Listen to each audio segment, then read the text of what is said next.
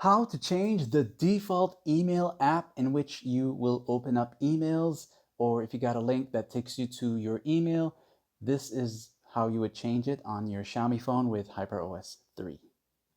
To make changes to these settings, use the quick access and tap on the settings toggle here. Now, once you're in this area here, you are going to go down until you see apps right there.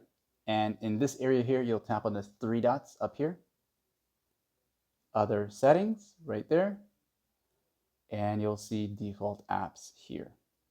This is going to allow you to navigate all the default app settings, and you'll just look for the email one here.